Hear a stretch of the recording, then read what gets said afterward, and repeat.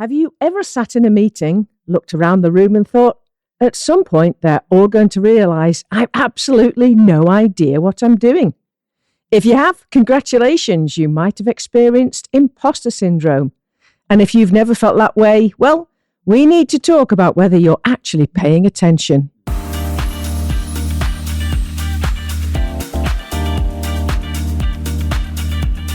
Hello, I'm Sharon, and this is Pete Johnson. I don't know why. Again. No, you always make me laugh. So we're talking about imposter syndrome, and the funny part for me was when I first said this to you. What did you say? Never heard of it. Don't know what it is. Well, you do now that I've given you a bit of a read through of it. So the term was actually coined in 1978 by psychologists Pauline Clance and Suzanne Imes after they'd noticed a pattern among highly successful women who were convinced they had somehow fooled everyone into believing that they were competent. Ironically, the people who experience it are usually the least likely to be imposters. So this is very timely for me. I've just wrapped up a 25-person coaching project. Wow. Where these 25 people were put on a high potential program. They're all senior leaders in their organizations, either at the director or senior director level. They went through a personality and an emotional intelligence assessment, and then they had a 90-minute session with me. Absolutely fantastic. What was interesting, though, is that there were a couple of the women on there who'd done exceedingly well in their careers, because I always take a look at their LinkedIn profiles as well. I can see their career trajectory. I talk about what it is that they want to get to. And a couple of them really said, yeah, I feel like I've got imposter syndrome, feeling like they shouldn't actually be where they are. Yeah. And I thought, well, I wonder if I've ever experienced that. But before I talk about my own experience, I'm going to ask you, Peter, because another way of putting it's really, where is it? So women know about imposter syndrome, and women actually report it more frequently, but researchers think that it's partially because we're more willing to talk about it, whereas men might say, I've no idea what this imposter syndrome thing is. Exactly what I said. Yeah. I just spend every day wondering when someone is going to realise I don't know what I'm doing. So over to you. Well, I don't, honestly, and up until you mentioned it, was it a week ago or a couple of weeks ago? I'd never heard of it, but obviously I've experienced it, but I hadn't recognised it. Well, I mean, I've been self-employed like pretty much since we worked together in the 80s. Yep. I left in 84. That was the last person that actually employed me. So 1984, so it's 42 years ago. Yeah. So, but when you started your own business, you didn't know everything, did you? No, but you just, when you start a business, you basically learn as you go along. Right. I never got up one day and thought, I don't know what I'm doing, because I knew the job inside out, but I didn't have anybody to tell me what to do, but I just did it naturally. This is really about confidence. Would you say that you're confident in... Definitely. Let me finish the question. I'm confident that I know you're going to ask me the next question. Confident in pretty much anything that you do. I won't say everything, but when you go into the business that I went into and you've already been doing it for 10 years plus, yeah, I was confident that it would be okay. So when you rode a horse for the first or second time, were you confident there? Well, the first time was on Margate Beach. And it was a donkey, yeah. So I wasn't that confident. I was only about 4. But no, I mean, you showed me how to ride, keep your back straight, keep your heels down and all the rest of it. If you thought you're going to fall off, make sure you know how to roll and stuff like that. So I think the interesting thing about the psychology behind imposter syndrome is it doesn't actually affect everybody. Clearly, it hasn't affected you. And it does tend to be, in my experience anyway, more so women that experience it. They get into a role. I did, as I've gotten older, I've got quite good confidence in myself. You know, I'm happy to admit when I don't know things. I'm confident in what I do know. A lot of that has come with age. But I remember when I got my first, when I first came to Canada back in 97 and I got a job. And then I was chatting with the creative director at this advertising agency I was working at. I'd seen an ad in the local magazine. I forget what it was called, Ad Week, I think. And they were looking for a group account directors, VP group account directors at an ad agency. And I read it out and I laughed. I went, wow, look at this job, because the pay back then, this was 1999 thereabouts. The pay back then was 135,000 Canadian. Wow. A year. I was probably on about 95 at the time. And I was thinking, I'd take that now. Oh, so would I. I was thinking, wow, this job is incredible. And the creative director said to me, you should go for that job. I was like, what? He said, you could totally do it. So I thought, okay, well, nothing ventured, nothing gained.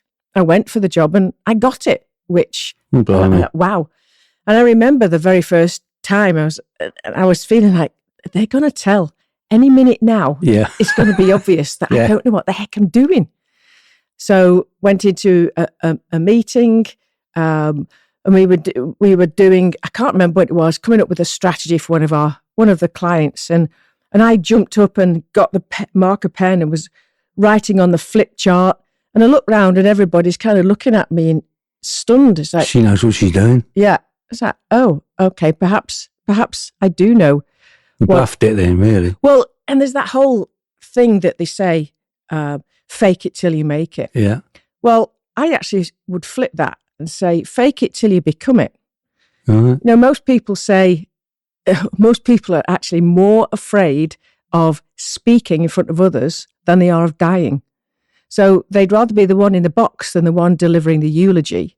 Whereas, of course, for me, I absolutely love it. You do. But at first, when I first started doing speaking in front of people and teaching, etc., I was concerned, they're going to know that I don't know what the heck I'm talking about. So I do relate a little bit to imposter syndrome, especially when you're in a new environment.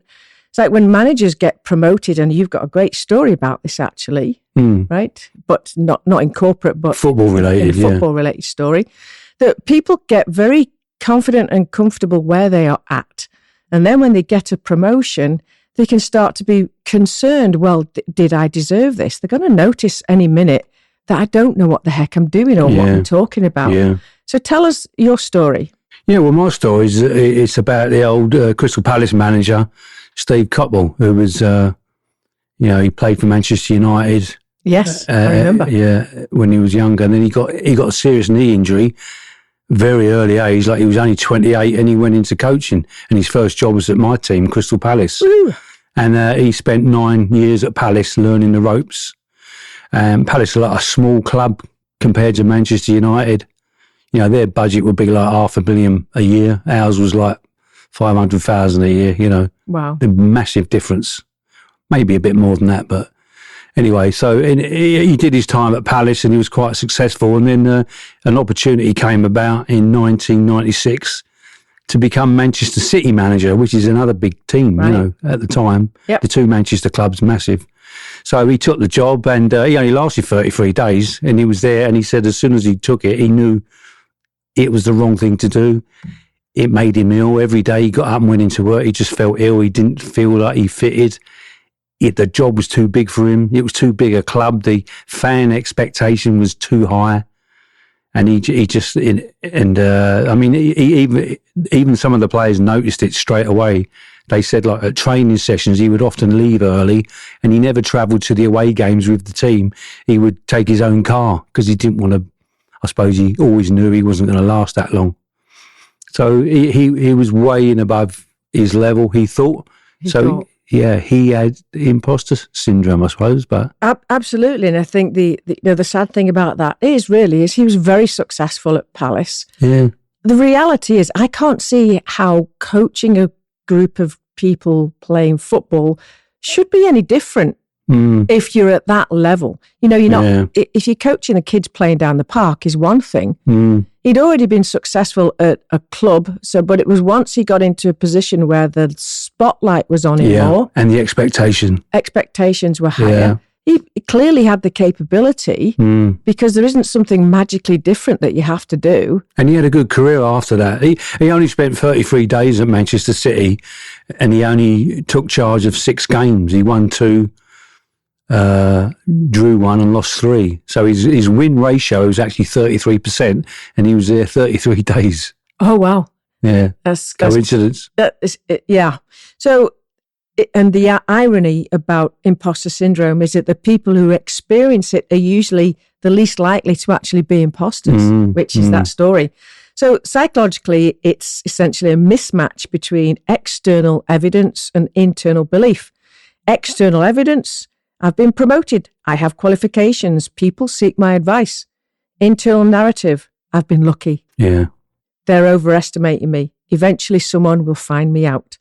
So it's not really about competence, it's about what we call attribution. So people with healthy self-belief tend to say, I worked hard for this, I deserve it. And this is exactly what I was experiencing. These people I was saying about in the coaching program, when I looked at their emotional intelligence results, they all had low self-belief. Right, yeah. So when you've got low self-belief, it's way more likely that you're potentially going to experience imposter syndrome. So people with imposter feelings will say, well, I was in the right place at the right time. Yeah. Success gets attributed externally and failures get attributed internally.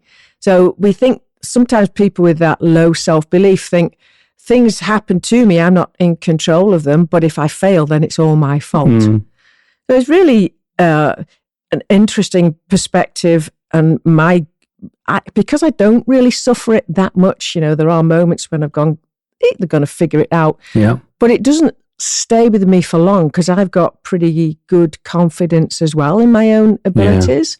And I do believe that anything you want to be, like you made a comment to me, which we're actually going to talk about in the next podcast, about me being highly emotionally intelligent. Well, I'm actually not. I've practiced it. Yeah. My blueprint, if you like, is not that particularly strong in certain areas. Like I've got no impulse control, etc. Luckily, I've got high self-esteem, which is helpful.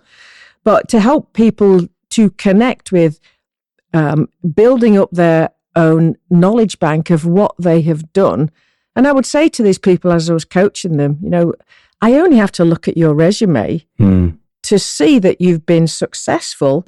And people don't just keep promoting you.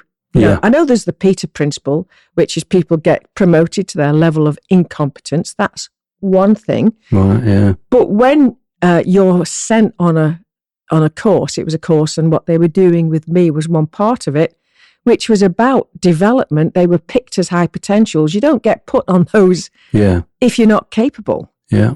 So understanding, I've heard managers saying things like, am I doing enough? Should I know more? Everyone else seems more confident than me. And the interesting thing again is that confidence and competence are only loosely connected. Yeah. Some of the most competent people I've met have doubted themselves, and some of the least competent people I've met had absolutely no doubts whatsoever. And of course, there's a psychological effect for that. It's called the Dunning-Kruger effect. In simple terms, low competence and high confidence is dangerous. High competence and low confidence gives those imposter feelings. Yeah. High competence and healthy confidence is the sweet spot. That's okay. And a great question is, if you genuinely are an imposter, why do people keep trusting you? Why do people... Got a trustworthy face. Got a trustworthy face. She looks like someone I could trust. Well, here's 150 grand a year. Off you go. Well, obviously, it has to come to what actually happens beyond having a trustworthy face, whatever one of those is. It has to be in what you do. People don't trust you to do things if you're inconsistent. One of the things I talk about in one of my workshops is always aim for consistency, but consistently good, not consistently bad. Yeah. One of the worst things for a manager to be is inconsistent.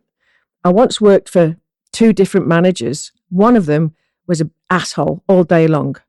The other one would come in. Some days he'd be really happy, talkative, friendly. The next day he'd be really grumpy. Well, I actually preferred working with the first one because at least I knew what I got. Yeah. And I use that story to help people understand because, when you're a manager, you're setting a tone. And if you're not confident in what you're doing and it's coming out via your emotions like that, then you're not going to no one's going to trust you, even if you've got that trustworthy face. Yeah.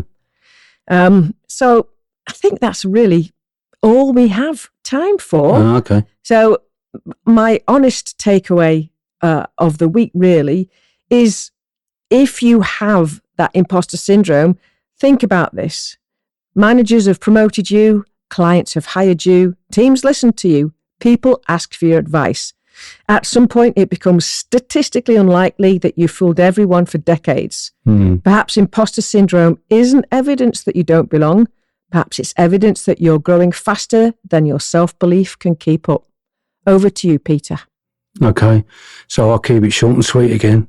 I think everybody should at some point have self-doubt. Makes you a better person. Okay. But if someone's paying you 150 grand a year, don't try and not let too many people know that you got self-doubt and just crack on with it. Fake it till you become it, eh? Exactly. Excellent. All right. Well, thank you. And that's good night from me. And it's good night from me. Good night. Good night.